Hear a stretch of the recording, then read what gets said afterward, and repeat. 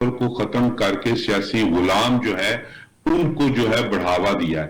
آج آپ کو ہر پارٹی میں سیاسی غلام ملیں گے, آپ کو سیاسی ورکر نہیں یعنی ملے ہر گا. پارٹی میں ڈکٹیٹرشپ ہے, آپ کہتے ہیں جمہوریت نہیں ہے. تو سیاسی پھر ورکر جو جمہوریت ہی تھا نہیں وہ ہوگی تو اپنے کیسے لیڈر پہ احتجاج ہوگا؟ تنقید, سیاسی لیڈر ورکر جو تھا وہ اپنے لیڈر پہ تنقید بھی کرتا تھا, اور وہ جو ایک نظریہ پارٹی کا ہوتا تھا وہ اس سے نہ خود ہلتا تھا نہ لیڈر کو ہلنے دیتا تھا. آج رات کو سیاسی لیڈر ایک طرف ہوتا ہے, صبح اٹھ کے وہ ادھر کرتا ہے, تو جتنا سیاسی غلام ہے اس کا وہ سارا اسی کو اپنا بیانیہ بدل کے اسی طرف چال پڑتا ہے. تیسری بات کہ عوام آج تک اپنے حقوق کے لیے پاکستان میں نکلی نہیں ہے. عوام جب بھی نکلی ہے وہ عمران خان کی کال پہ عمران خان کے مفادات کے لیے نکلی ہے, وہ نواز شریف کی کال پہ نواز شریف کے مفادات کے لیے نکلی ہے, وہ مولانا فضل الرحمان کے مفادات کے لیے ان کی آواز پہ اس نے لبیک کہا ہے.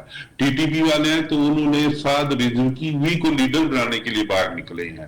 ایم کیو ایم والے تھے تو وہ بھی الطاف حسین کے لیے نکلتے تھے. جماعت اسلامی والے ہیں تو وہ بھی اس وقت نکلتے ہیں جب ان کو ان کے حافظ نعیم الرحمان صاحب کچھ کہتے ہیں. لیکن آج تک یہ نہیں ہوا کہ عوام کے حقوق سلب کیے جا رہے ہیں, عوام کی آواز دبائی جا رہی ہے, مہنگائی ہو رہی ہے, لوگوں کی پینشنیں روکی جا رہی ہیں. تو آج تک آپ نے نہیں دیکھا ہوگا کہ عوام نے خود کسی مظاہرے کی, کسی ہڑتال کی, کسی احتجاج کی کال دی ہو اور اس میں لوگ نکلے ہوں. اچھا صاحبزادہ عتیق الرحمان صاحب, آپ کا کہنے کا مطلب یہ ہے کہ اس ملک میں کئی اشروں سے عوامی لیڈر ہی کوئی نہیں ہے جو عوام کی بات کرے, عوام کے حق کے لیے نکلے اور عوام اپنے حق کے لیے اس کے ساتھ مل کر نکلیں.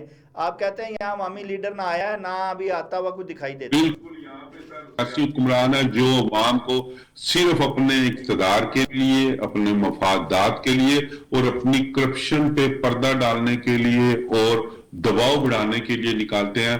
آج تک نہ کسی سیاسی نہ کسی مذہبی لیڈر نے عوام کو ان کے حقوق کے لیے نکالا ہے, نہ ہی کبھی مہنگائی کے خلاف, نہ ہی کبھی آزادی اظہار رائے کے لیے, اور نہ ہی ان کے حقوق کے لیے ان کو آواز دی ہے کہ باہر نکلے, آپ کے حقوق سلب ہو رہے ہیں اور ان کے لیے آواز اٹھائیں.